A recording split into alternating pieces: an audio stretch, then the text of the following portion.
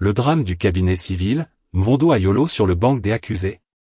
Mesdames et messieurs, accrochez-vous bien, car aujourd'hui sur Camé News, nous plongeons au cœur d'un drame qui pourrait faire trembler les murs d'Etoudi. Paul Biya pourrait bien sauter Samuel Mvondo Ayolo de son poste stratégique au cabinet civil.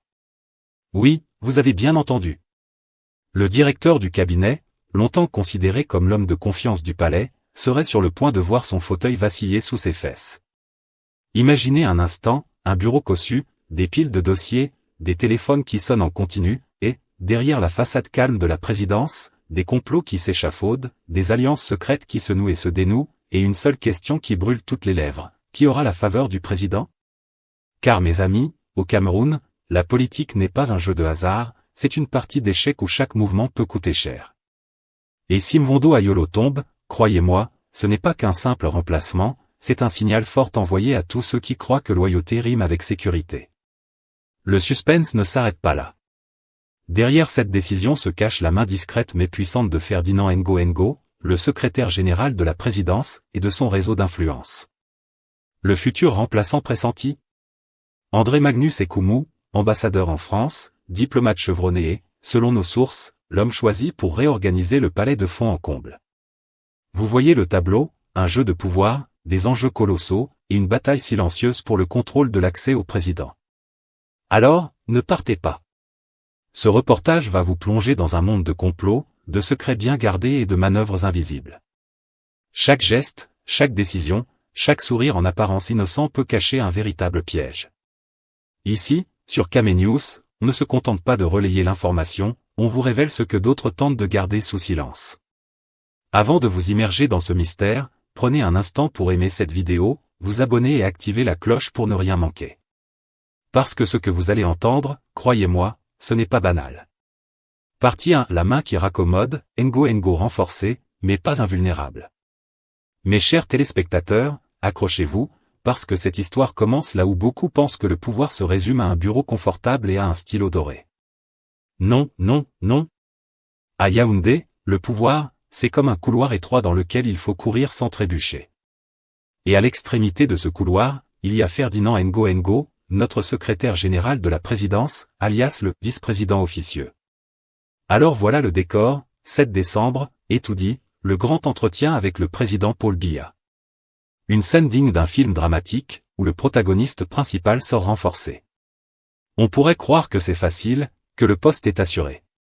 Mais la réalité camerounaise est tout autre. Oui, Ngo repart avec un blanc-seing, mais, mes amis, la politique camerounaise ne connaît pas le mot « invulnérable ».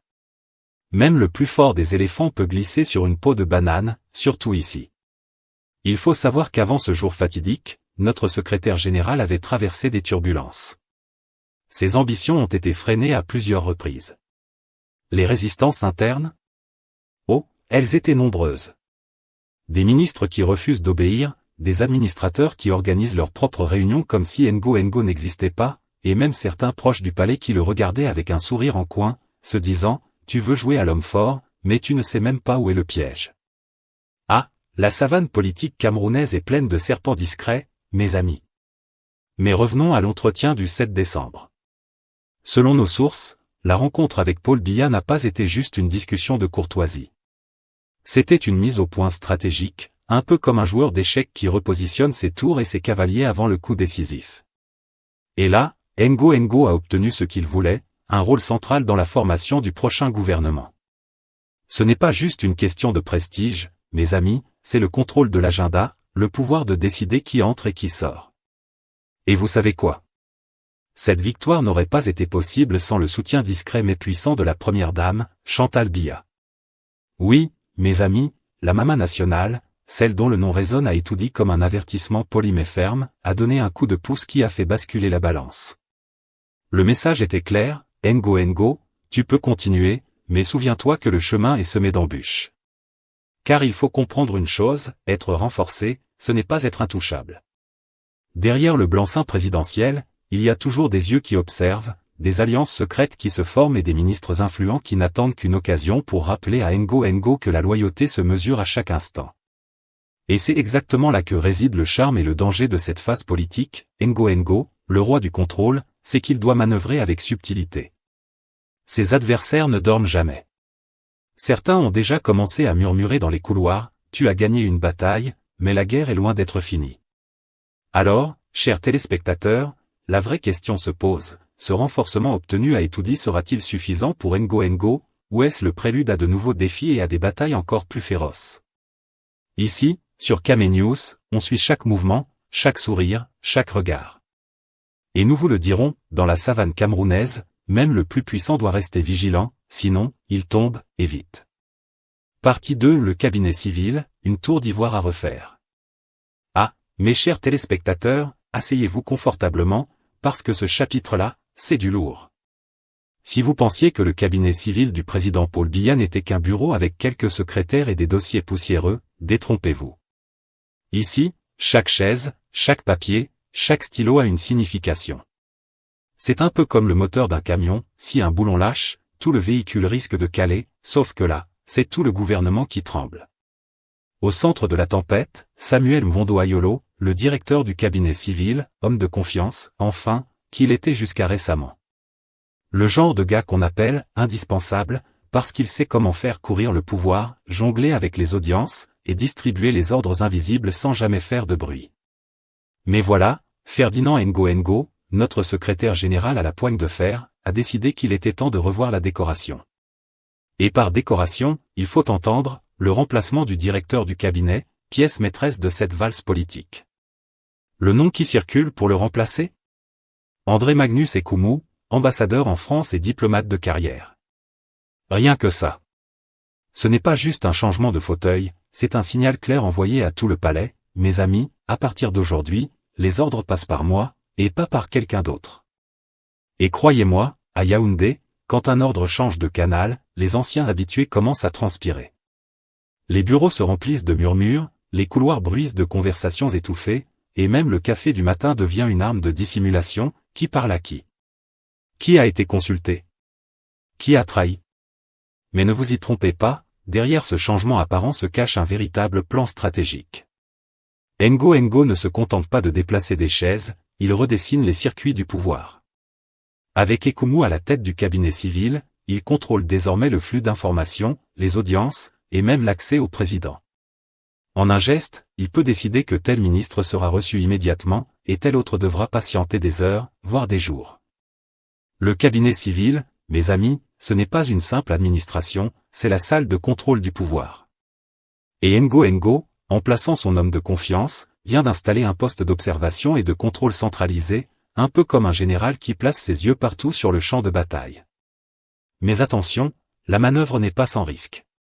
Changer le directeur du cabinet civil, ce n'est pas seulement déplacer un fonctionnaire. C'est bousculer des habitudes, réveiller des jalousies, provoquer des alliances secrètes et faire grincer des dents. Les ministres influents qui se pensaient à l'abri comprennent soudain que leur petit royaume peut être réorganisé d'un claquement de doigts. Les alliances se reforment dans l'ombre, les coups de fil se multiplient, et les regards se croisent avec méfiance. Et n'oublions pas le directeur adjoint, Oswald Babok, jugé trop indépendant. Lui aussi pourrait voir son fauteuil vaciller, parce qu'en politique camerounaise, l'indépendance, c'est une qualité, jusqu'au jour où elle devient un obstacle pour celui qui tire les ficelles.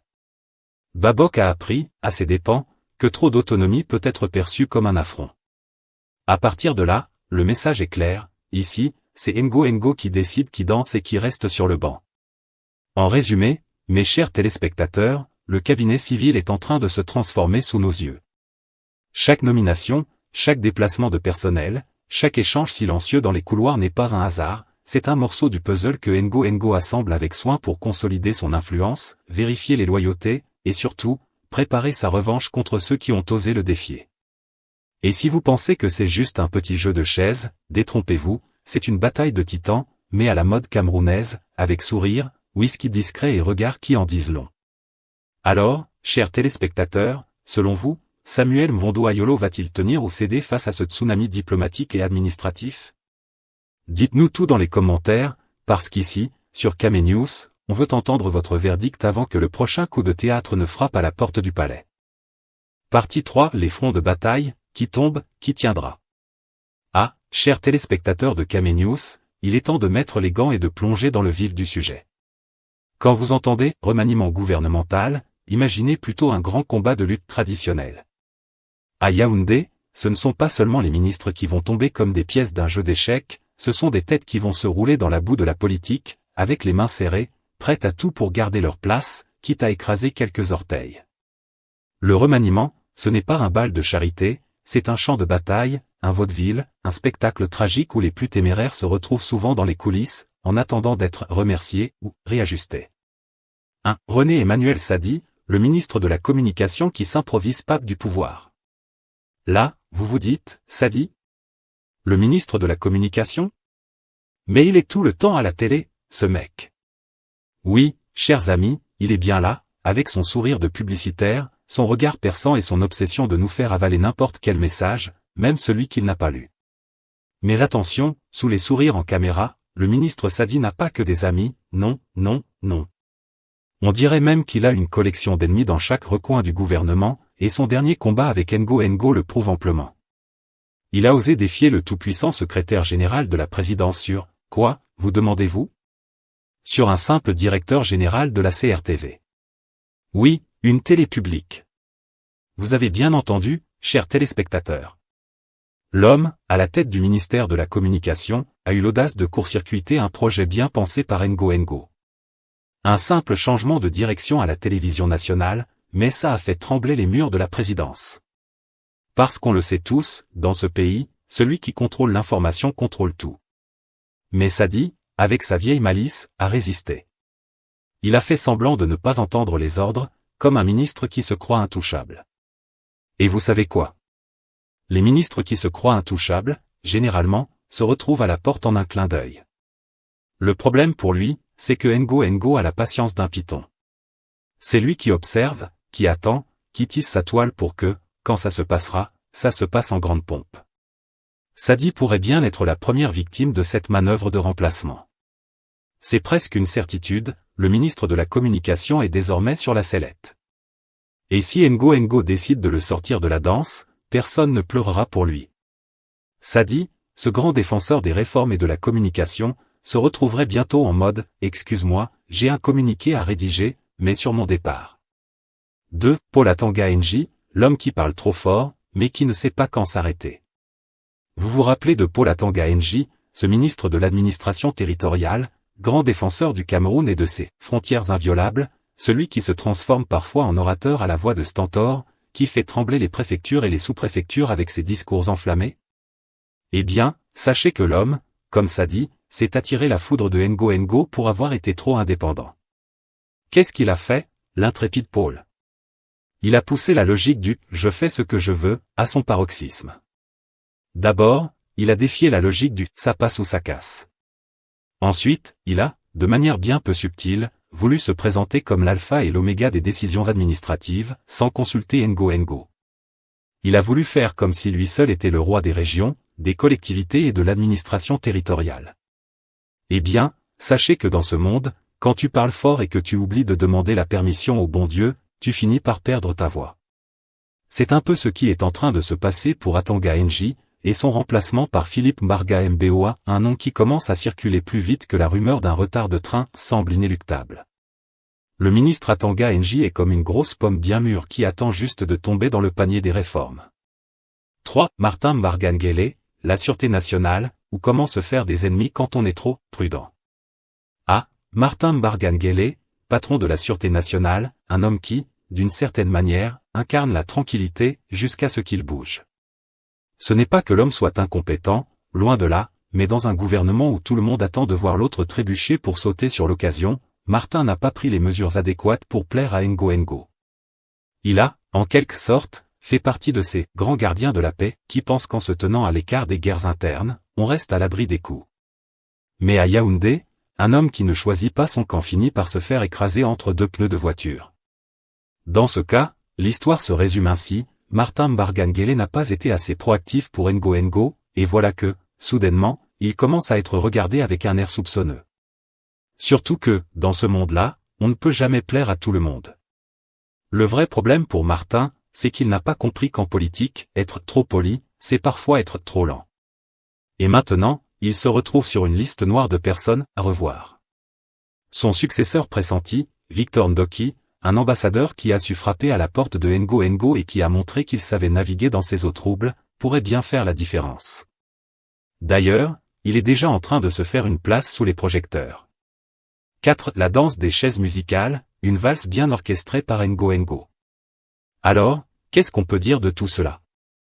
Eh bien, chers téléspectateurs, vous l'aurez compris, le jeu des chaises musicales est bien en place. Les têtes tombent, mais le pouvoir se recentre autour de Ngo. Et c'est là toute la beauté de la politique camerounaise, tout est affaire de timing, de calcul, de subtilité. Le seul problème, c'est que personne ne veut avouer que cette valse tourne en rond. Parce que, en fin de compte, peu importe qui monte ou descend, c'est toujours la même musique. C'est une danse où on passe de l'ombre à la lumière à chaque coup de balai. Et là où certains voient des victimes, d'autres voient des opportunités. Et cette fois-ci, ceux qui tiendront le plus longtemps ne seront pas nécessairement ceux qui en savent le plus, mais ceux qui auront su garder leur place dans ce système où l'allégeance fait plus que l'expérience. À la fin de ce remaniement, il ne restera que les plus résistants, les plus souples, les plus rusés. Et Ngo? Eh bien, il saura très bien qui faire sortir et qui faire rentrer. Parce qu'à Yaoundé, l'art de la politique, c'est celui du patient qui attend son heure, et qui frappe quand il faut. Partie 4. Les échecs passés et la revanche, l'affaire Moudiki, ou comment Ngo a mordu la poussière avant de se relever. Ah, mes chers téléspectateurs de Kamenews, approchez seulement, parce que ce chapitre-ci, c'est le genre de feuilleton que même Nollywood n'a jamais réussi à reproduire. Si vous pensiez que la politique camerounaise c'est seulement les communiqués lus avec une voix grave à la CRTV, détrompez-vous, c'est un véritable théâtre où parfois, même le grand marionnettiste Ngo rate ses ficelles. Et l'exemple le plus croustillant? Le bras de fer avec Adolphe Moudiki, le patriarche incorruptible enfin, façon de parler de la Société nationale des hydrocarbures. Laissez-moi vous planter le décor, d'un côté, Ferdinand Ngo, coiffé de son titre de président du conseil d'administration de la SNH. Sur le papier, c'est lui le patron. Sur les documents officiels, c'est lui qui tranche. Dans les textes réglementaires, c'est lui qui dirige. Bref, il est censé être le grand maître du pétrole, la main qui signe, ordonne et restructure. Et de l'autre côté, Adolphe Moudiki. L'homme qu'on ne présente plus. Celui qui dirige la SNH depuis l'époque où certains d'entre nous n'avaient même pas encore commencé à marcher. Le vieux renard qui connaît chaque pipeline du pays comme sa propre poche. Le haut responsable qui, depuis des décennies, maîtrise ce secteur qu'on appelle pudiquement stratégique, mais que les Camerounais connaissent mieux sous l'expression « là où les vrais secrets dorment ». Maintenant, accrochez-vous, dans ce duel, vous allez découvrir que même le tigre peut glisser sur une peau de banane. Parce que quand Ngo a voulu montrer qu'il était le patron, Moudiki lui a simplement répondu « Patron comment ? Patron où ? Patron pourquoi ?» Le vieux lion a décidé de rugir. Et il a rugi fort. Très fort même. Pendant que Ngo convoquait des réunions, Moudiki en faisait d'autres, sans lui. Oui, mes chers téléspectateurs, c'est bien ce que vous entendez, le secrétaire général, président du conseil d'administration par décret, n'était même pas convié aux réunions de la SNH. Un peu comme si on faisait un mariage sans inviter le marié. Et ce n'est pas tout, lorsqu'un décret de remplacement d'un administrateur a été signé, Moudiki a jeté ça quelque part sur une pile de dossiers, peut-être entre le rapport annuel et la facture du climatiseur, et a continué sa vie comme si de rien n'était. C'était un affront élégant, silencieux, mais spectaculaire. Un désaveu en slow motion. Une gifle politique délivrée sans lever la main. C'est à ce moment-là que les observateurs du régime ont commencé à chuchoter, et le pouvoir de Ngo a des limites, oh. Même les murs du palais d'Etoudi se seraient penchés pour écouter, tellement l'air vibrait de tension. Parce que ce geste de Moudiki n'était pas anodin. Non. C'était le signal qu'il existe encore, dans ce Cameroun façonné par 4 décennies de biaïsme, des îlots d'autorité qui ne se laissent pas impressionner par les nouvelles ambitions du secrétaire général. D'ailleurs, certains murmures dans les couloirs affirment que Moudiki n'aurait jamais osé désobéir ainsi si une ombre tutélaire, et très bien placée, n'avait pas secrètement approuvé. Vous voyez de qui je parle, n'est-ce pas? Oui, le chef de l'État lui-même, silencieux mais attentif, aurait laissé faire. Histoire de rappeler à tous, y compris Ngo, qu'il n'y a qu'un seul véritable commandant du navire. Et que même lorsque les vagues montent, Paul Biya reste le phare. Dans ce chaos feutré, certains analystes ont commencé à parier sur une chute imminente du secrétaire général. On parlait déjà de « fin de cycle », de « fatigue du système », de « la fin de la toute-puissance du vice-président officieux ». Les adversaires internes buvaient le vin de Palme avant même la victoire. Ils disaient « on vous avait dit qu'il est trop pressé, trop ambitieux, trop solitaire pour survivre longtemps ». Mais, parce qu'il y a toujours un « mais », la politique camerounaise est un terrain où les retournements sont aussi rapides qu'un virage de moto-taxi au rond-point d'Edo. Et c'est là que la première dame entre en scène. Chantal Biya, oui, la maman nationale, celle qui n'a jamais caché son soutien au secrétaire général. Son influence, son réseau, sa proximité avec le couple présidentiel, tout cela a pesé lourdement dans la balance. Un coup de fil, une réunion privée, un échange discret, et soudain, les nuages qui assombrissaient l'avenir de Ngo ont commencé à se dissiper. Comme par magie. Le secrétaire général, que certains enterraient déjà, a obtenu un entretien privilégié avec le chef de l'État. Long, très long, trop long même selon quelques indiscrétions. And just like that, paf. Sa position a été consolidée. Les annonces de sa chute ont été rangées dans le tiroir des fantasmes. Et ce revers humiliant à la SNH s'est transformé en leçon de prudence plutôt qu'en sentence de mort politique. Résultat ? Ngo ressort de cette bataille non pas affaibli, mais affûté. Comme un soldat qui revient du front avec une cicatrice mais aussi une nouvelle détermination. Il a compris que le pétrole n'est pas un terrain où on s'impose juste avec des décrets. Il a compris que certains vieux caciques ont des racines profondes. Et surtout, il a compris que son salut se trouve dans une gestion intelligente de ses alliances.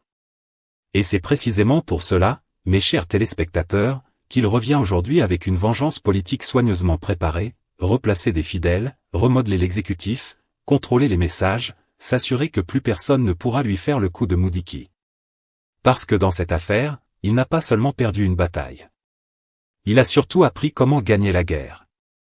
Conclusion, le compte à rebours et l'appel au débat. Nous voilà au bout du tableau, une présidence remodelée, des chaises musicales aux allures de purge, et un secrétaire général renforcé mais constamment contesté. La grande question reste, Paul Biya signera-t-il l'ordonnance d'un coup, ou choisira-t-il un équilibre pour calmer les tensions? Et pour vous, qui, selon vous, gagnera vraiment la partie, les clans, le chef de l'État, ou la logique des réseaux? Écrivez vos hypothèses et vos preuves dans les commentaires. Si ce reportage vous a éclairé, aimez la vidéo, partagez-la, et abonnez-vous à Kamenews pour la suite des révélations. Ici, on observe, on vérifie, on raconte, toujours fidèle à l'éthique du journalisme. À bientôt pour la suite des manœuvres au sommet.